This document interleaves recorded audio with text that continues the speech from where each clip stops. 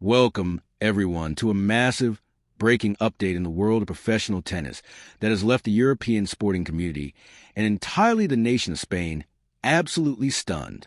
We are looking at a story of unparalleled dedication, a sheer refusal to accept complacency, and a work ethic that is currently dominating headlines across the continent.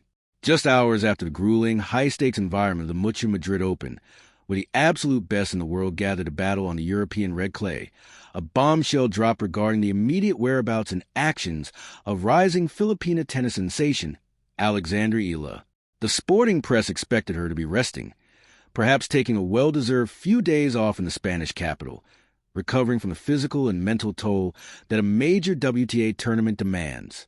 Instead, the news broke, sending shockwaves through the tennis community. Alexandra Eala did not pause. She did not rest. She did not take a breath. Immediately upon the conclusion of her campaign in Madrid, she packed her bags and bypassed any semblance of a break, heading straight back to the island of Mallorca. And she didn't just go to Mallorca to enjoy the Mediterranean beaches. She went directly into the absolute crucible of professional tennis training, the Rafa Nadal Academy in Manacor. This isn't just a story about a player practicing. This is a profound statement of intent that has the entirety of the Spanish tennis establishment talking. The phrase being echoed from the locker rooms of the Caja Magica to the sports desks in Barcelona is simple, unbelievable dedication. In an era where load management is a buzzword, where players are deeply advised by highly paid sports scientists, physiotherapists, and psychologists to take mandatory decompression periods after top-tier events, Eala is completely rewriting the script. She is invoking a very old-school, deeply intense philosophy of absolute grind. When the news surfaced that she was already back on the practice courts in Manacor on a Sunday, a day universally recognized on the tour as a day of transit or rest, the shock was palpable. The Spanish media, who are incredibly discerning and critical when it comes to tennis due to their rich history of producing absolute legends of the sport, have been captivated. They are looking at this young Filipina athlete and seeing the very reflection of the Spartan work ethic that made Rafael Nadal the undisputed king of clay. To go from extreme pressure cooker in Madrid, with its unique high-altitude clay conditions, and instantly plunge back into a punishing one-week, intensive training block in Manacor, without a single day of hesitation, is a maneuver that requires a level of mental fortitude that is exceptionally rare on the WTA Tour today. It sends a chilling, undeniable message to every single player ranked above and below her. Alexandra Eala is outworking you. She is not satisfied with simply participating in these massive European tournaments. She is obsessed with perfecting her craft, completely unwilling to let a single, solitary hour of potential improvement slip through her fingers. This immediate pivot from tournament match play to intensive, isolated training camp is exactly the kind of move that separates the good players from the historic greats, and it is why everyone in Spain is currently looking toward Manacor with absolute awe. To truly understand the gravity of this immediate transition from Madrid to Manacor, we have to launch into a deep dive analysis of what this means physically, tactically, and psychologically for Alexandra Eala, and why this specific decision is so monumental for her career trajectory right now. Let's first examine the physical and environmental realities of this move. The Mutua Madrid Open is completely unique on the professional tennis calendar. Because Madrid is situated at a high altitude, the air is thinner. This dramatically affects the physics of the tennis ball. The ball flies much faster through the air. It bounces significantly higher on the clay, and the entire rhythm of the game is altered compared to traditional sea-level clay court tournaments like Rome or, ultimately, Roland Garros in Paris. Players spend weeks trying to adapt to the hyper-fast conditions of the Caja Magica, adjusting the tension in their racket strings and fundamentally altering their timing to deal with the explosive pace. When a tournament in Madrid ends, most players are left physically drained and biomechanically slightly out of sync for standard clay. The fact that Eala immediately flew to Manacor, which sits at sea level, reveals a highly sophisticated tactical genius at play. She is not just practicing blindly, she is aggressively recalibrating.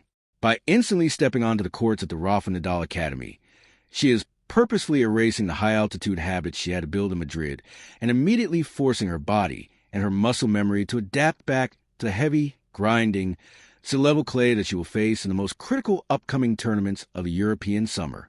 Furthermore, we must deeply analyze what it actually means to train at the Rafa Nadal Academy in Manacor.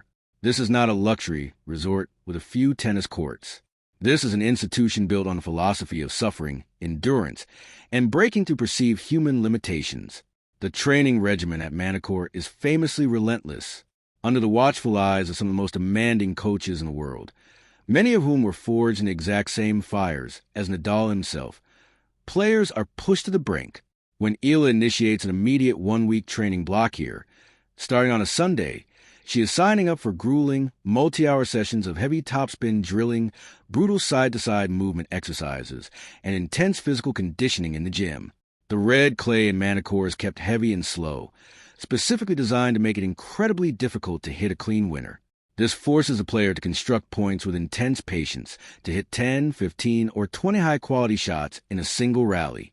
Eala is actively choosing to subject herself to this agonizing physical reality rather than taking a day to breathe.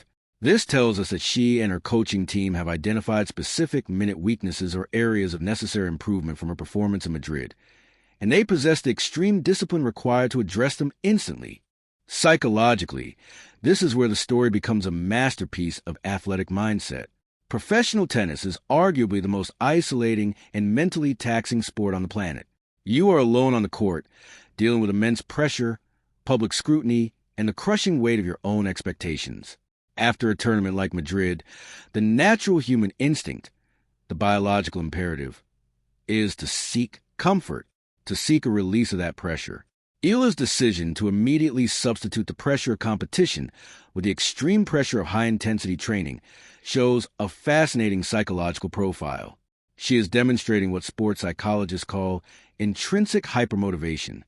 Her drive is not heavily dependent on the external reward of the tournament she just played. Rather, it is fueled by a terrifying, deeply internal desire for sheer mastery of the sport. By going straight to Manacor, she avoids a post-tournament emotional drop-off that catches so many young players off guard. She keeps her mind locked in a state of hyperfocus, maintaining a combat-ready mentality. This move also speaks volumes about her relationship with the Spanish tennis culture and the legacy she is building within it. Spain has adopted Alexandra Eala. She is a proud Filipina, representing her home country with immense honor on the global stage, but she is also a product of the Spanish tennis machinery. The local fans, the coaches, and the media in Spain respect hard work above all else. You can have all the natural talent in the world, but if you do not show the willingness to suffer on the dirt, you will not earn the true respect of the Spanish tennis aficionados. By skipping the rest day, by going straight to the academy, Eala is speaking to Spain in their own language, the language of blood, sweat, and endless repetition on crushed brick. She is proving that she is a true heir to the Manacor mentality. This is exactly why the Spanish sporting world is shocked and delighted. They are witnessing a generational talent who does not rely solely on her gifts, but who is willing to outgrind the very system that created her. Let's break down the specific tennis elements she is likely tearing apart and rebuilding during the Sunday-initiated week of training. On clay, your footwork is your absolute lifeblood. The ability to slide perfectly into a shot, strike the ball with heavy power while off balance, and immediately recover to the center of the court is a defining characteristic of a clay court champion. In Madrid, due to the speed, you can sometimes get away with slightly imperfect positioning because a big first strike can end the point. In Manacor, and looking ahead to Paris, that is impossible. Eala is likely spending hours on those courts working strictly on the biomechanics of the slide, ensuring her center of gravity is exceptionally low, her core is engaged, and her transition from defensive sliding to offensive striking is seamless. We also have to look at the heavy forehand. To succeed at sea level, Eala needs to generate massive RPMs, revolutions per minute, on the tennis ball. She needs the ball to dip aggressively right at the opponent's baseline and kick up violently, pushing him out of the television screen. The coaches in Manacor will be feeding her thousands upon thousands of balls, forcing her to hit that heavy, looping, punishing forehand until her shoulder burns, ensuring that the muscle memory is absolutely unbreakable under the pressure of a Grand Slam match. This strategy of immediate, intense correction and preparation is a massive warning flare shot into the sky of the WTA Tour. Women's tennis right now is incredibly deep. The The margins between the player ranked number 10 and the player ranked number 50 are razor thin. What separates the elite from the pack is not just a better backhand. It is the willingness to do the invisible work. While other players are posting pictures from cafes in Madrid or taking a flight home to rest for 3 days, Eala is covered in red dust, sweating under the Mallorcan sun, hitting another bucket of balls. She is banking physical and mental capital that she will cash in during a third-set tiebreak weeks from now. When her opponent's legs feel like lead and their lungs are burning, Eala will draw upon this exact week in Manacor. She will remember the Sunday she didn't rest. She will remember the pain of the immediate transition, and that memory will give her the absolute, unshakable belief that she deserves to win the point, simply because she outworked the person standing across the net. As we pull back and look at the broader implications of this astonishing breaking news, it becomes incredibly clear that we are bearing witness to the evolution of a true champion's mindset. The shock that has reverberated across Spain is not a shock of disbelief, but a shock of profound recognition. They recognize the ghost of the great champions in this young woman's actions. The road to tennis immortality is not glamorous.